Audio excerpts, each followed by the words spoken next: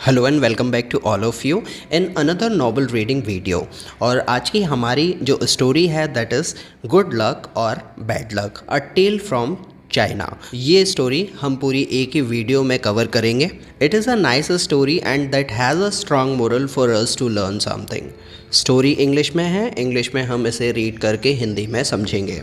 Let's begin. A long time ago, an old man lived in a small village in the mountains in the middle of China.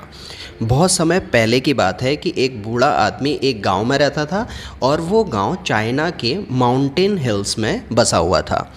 He had a son that he loved very much. उसका एक बेटा था जिसको वो बहुत ज़्यादा मानता था, बहुत ज़्यादा प्यार करता था। But his son was a student in a city very far from his father's village. लेकिन उसका बेटा गांव से दूर एक शहर में एक कॉलेज में, मतलब एक शहर में रहकर एक कॉलेज में स्टडी करता था। कॉलेज या फिर student that is not confirm, लेकिन वो पढ़ने के लिए वहाँ पर गया था, तो इसीलिए वो अपने फादर से बहुत दूर था। And so the old man lived and worked alone. इसीलिए वो जो बूढ़ा आदमी था वो अकेला हो गया था, वो अकेला रहता था और अकेले ही उसे सारा काम करना पड़ता था। Every day he work for long hours on his farm. अपने खेतों में वो बहुत ही ज़्यादा लंबे समय तक काम किया करता था, बहुत ज़्यादा काम, उसकी मेहनत बहुत होती थी। There was always a lot to do there. और फार्म पर बहुत सारा काम होता था जो उसे अकेले ही करना होता था। He was a kind, friendly man and all the people in the village liked him. उसका नेचर बहुत ही काइंड था, वो बहुत ही फ्रेंडली था सबके साथ में, इसीलिए गांव के सभी लोग उसे बहुत ज़्यादा चाहते थे। They knew that the old farmer needed the help of his son, a strong young man who was not afraid of hard work. But the old man never complained. और उन सभी गांव वालों को ऐसा लगता था कि इस किसान को मदद की ज़रूरत है, क्योंकि उसका बेटा बहुत ही स्ट्रॉन्ग है और बहुत ही फियरलेस है, तो वो इसके काम में मदद कर सकता है। तो लेकिन जो ओल्ड फार्मर था वो कभी भी इसके बारे में कोई शिकायत नहीं करता था, लेकिन सभी गांव वालों को ऐसा लगता था कि इसके बेटे को इसके पास में होना चाहिए और इसके काम में मदद करानी चाहिए। The villagers often came over to the old man's house. और सबके सब गांव वाले उसके घर पर आते जाते रहते थे। And told him how sorry they were that his son was not there to help him. और वो बहुत ही ज़्यादा अपने आप को सॉरी फील करते थे और उससे बोलते थे कि हमें अच्छा नहीं लगता कि तुम इतनी बूढ़ी एज में, इतने ओल्ड एज में तुम्हें इतनी ज़्यादा मेहनत करनी पड़ती है और तुम्हारा बेटा भी तुम्हारे पास में है नहीं, तो तुम्हारा ये कष्ट देखकर हमें अच्छा नहीं लगता। When will your son come back home? It is bad luck for you to live alone so far away from your only son, they said. और वो किसान से हमेशा ये कहते थे कि तुम्हारा बेटा घर कब आएगा, पता नहीं कब आएगा, तुम्हारा कितना दुर्भाग्य है कि तुम अपने बेटे से दूर यहाँ पर रहते हो और वो बेटा जो तुम्हारा इकलौता बेटा है। But the old farmer always reply in the same words. लेकिन जो फार्मर था वो हमेशा कुछ शब्द बोलता था और उसके ये शब्द सेम रहते थे हर बार। क्या थे वो? बैड लक और गुड लक, हु नोस। किसको पता कि बैड लक है मेरा या फिर गुड लक है मेरा? आई डोंट नो, और किसी को भी नहीं पता। One day the old man son came back to the village. एक दिन वो उस बूढ़े किसान का बेटा वापस गाँव में आया। The people in the village were very happy for the old man. अब ये देखकर सभी गांव वाले खुश हो गए कि वो बूढ़े आदमी का बेटा लौट आया है वापस उसकी मदद के लिए। And they all came to his house. और वो सबके सब मिलकर उसके घर में आए उसे बधाई देने के लिए कि भाई तुम्हारा इकलौता बेटा था वो वापस आ गया है, अब तुम्हारी बहुत हेल्प हो जाएगी। Now that your son has come back, your house will be full of good luck again, they said. और वो उन्होंने आकर उस किसान से उसके घर पे ये कहा कि अब देखो तुम्हारा बेटा वापस आ गया है तो तुम्हारी ज़िंदगी में गुड लक लौट आया है। But the old farmer only smiled and reply good luck और बैड लक, हु नोस। तो इस पर फार्मर मुस्कुराया और उसने रिपीट वही बात बोली, गुड लक और बैड लक किसे पता है, who knows. People knew that the farmer was a man who used few words. They did not ask him what he meant when he said things like this. अब गांव वालों को तो ये मालूम था कि वो उससे हम जब ये बात बोलेंगे कुछ भी अच्छा या फिर बुरा, तो वो हमेशा यही बात बोलेगा कि गुड लक है या फिर बैड लक है, ये कौन जान सकता है। उनको ये मालूम था, लेकिन कभी भी उनने ये जानने की कोशिश नहीं की कि इन शब्दों के पीछे उसका इंटेंशन क्या है, उसका मतलब क्या है, वो कहना क्या चाहता है इन शब्दों के थ्रू। ऐसा ये जानने की उन्होंने कभी भी कोशिश नहीं की। Life was hard in the village and nearly everybody there was poor. उस गांव में ज़िंदगी बहुत डिफ़िकल्ट थी और लगभग सारे लोग उस गांव में गरीब थे। But the old farmer and his son were not as poor as some others. लेकिन वो जो फार्मर और उसका बेटा इतने गरीब नहीं थे जितने बाकी के लोग थे। They had a horse and on a farm a horse can do the work of 4 man. उनके पास में सबसे अच्छी बात ये थी कि एक घोड़ा था और एक घोड़ा 4 आदमियों के बराबर काम कर सकता था। But one morning the farmer son left the stable door open and the horse ran away. लेकिन एक मॉर्निंग को क्या होता है कि जो किसान का बेटा होता है वो स्टेबल का मतलब होता है, स्टेबल का मतलब होता है तबेला, तो उसको खुला छोड़ देता है, उसका गेट नहीं लगाता, तो वो जो घोड़ा होता है वो जंगल में भाग जाता है। द सन फेल्ट टेरेबल, और इससे उसका बेटा काफ़ी ज़्यादा डर जाता है। What have I done, work on the farm without a horse will be really hard. अब उसका बेटा खुद में सोच रहा है कि ये मैंने क्या कर दिया, बिना घोड़े के फार्म में काम करना बहुत मुश्किल हो जाएगा। What will we do now, और अब हम करेंगे क्या। ही आस्क्ड हिज फादर, उसने अपने फादर से पूछा अब क्या करेंगे हम। And the people of the village again felt sorry for the old man and his सन। अब गाँव के सारे लोग उन दोनों पर फिर से तरस खाने लगे कि ये तो बहुत बुरा हुआ कि तुम्हारा इकलौता घोड़ा था वो भाग गया। This is very bad luck, ये बहुत बुरा हुआ, बैड लक है। दे ऑल सेड, सभी ने बोला। But again the old farmer smile quietly, अब फिर से वो ओल्ड फार्मर धीरे से मुस्कुराता है। And he did not look worried about the horse, और उसके चेहरे पर घोड़े के खो जाने की चिंता बिल्कुल भी नहीं दिखाई दे रही थी। और वो आगे क्या बोलता है, वही उसके शब्द, बैड लक और गुड लक हु नोस, किसे पता कि ये गुड लक है या फिर बैड लक है घोड़े का भाग जाना। नोबडी नोस, ही सेड, उसने सभी गाँव वालों से कहा।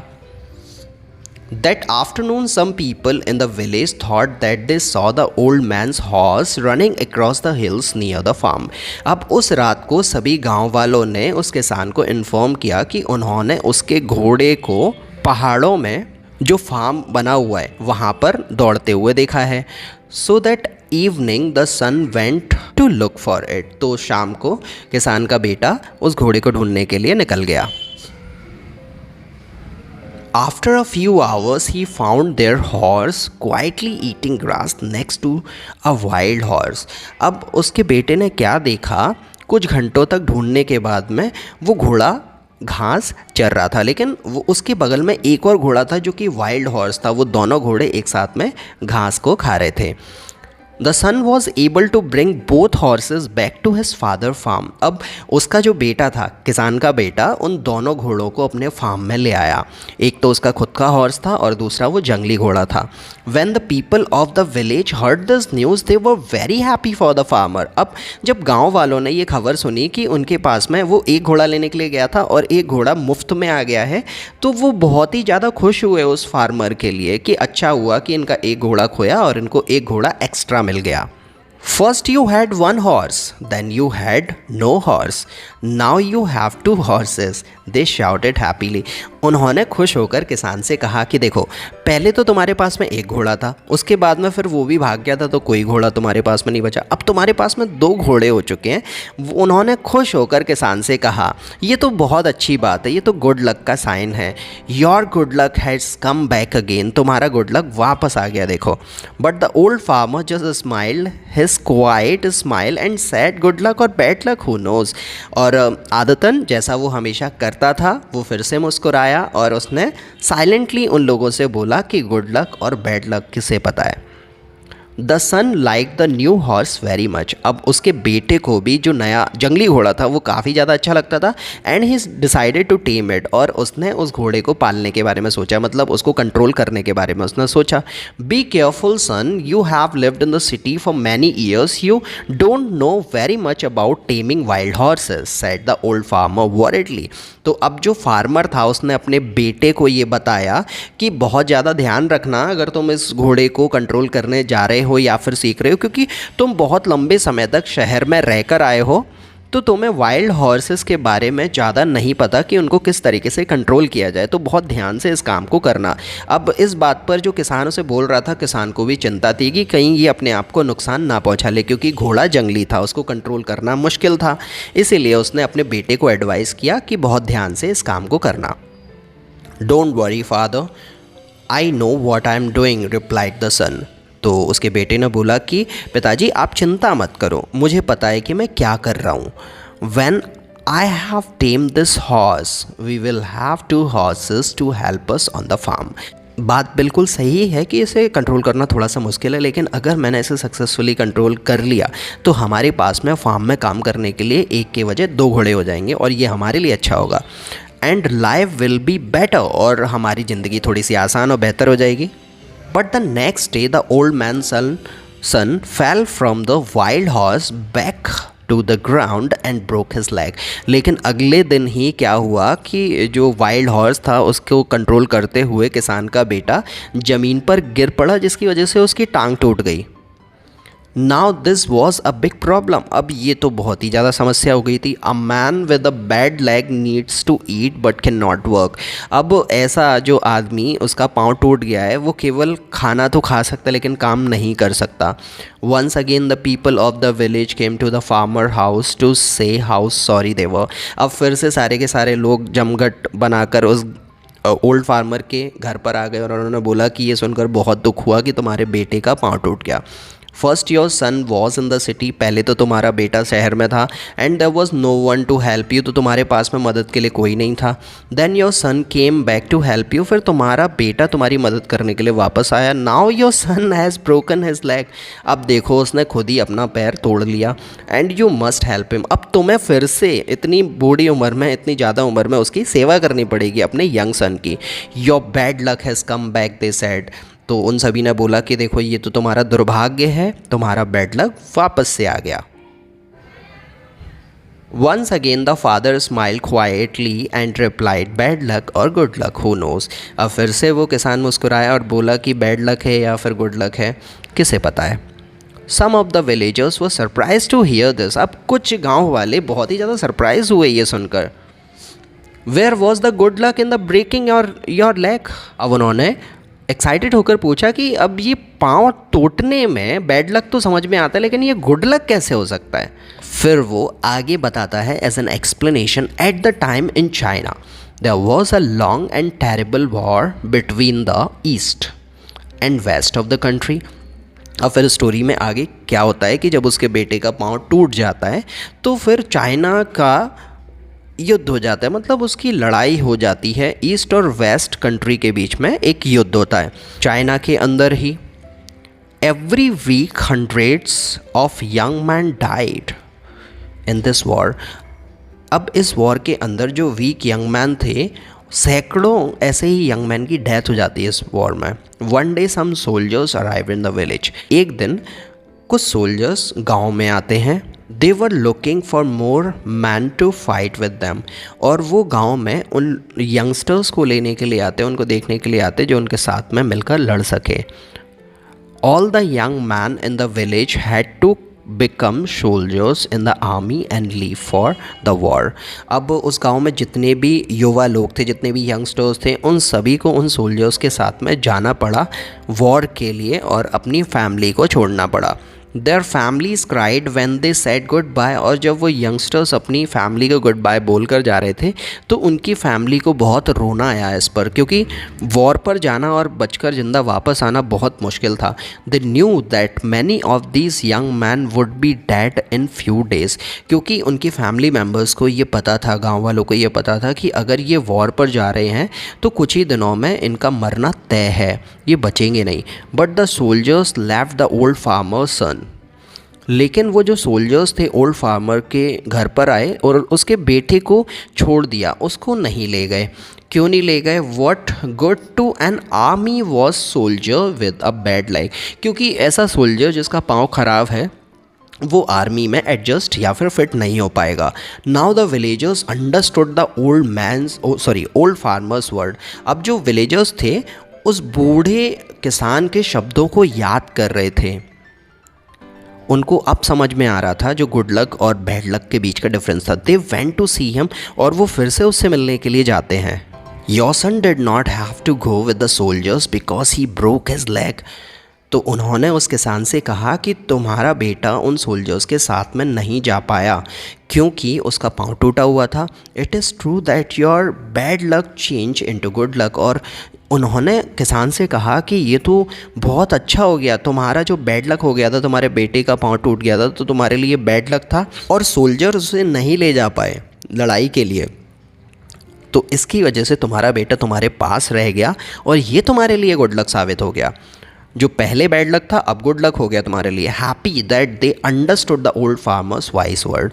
अब जो फार्मर हमेशा बोलता था गुड लक और बैड लक हो नोस, इसके पीछे का लॉजिक, उसके जो समझदारी भरे जो शब्द थे, अब उनका मीनिंग उन किसानों को समझ में आ गया था। The old farmer smiled kindly at them, good luck और बैड लक हो नोस, ही आंसर। और फिर से उस किसान ने उन लोगों की ओर देखा और बोला कि गुड लक और बैड लक पता नहीं क्या है, कौन जानता है, किसी को नहीं पता कि ये गुड लक है या फिर बैड लक है।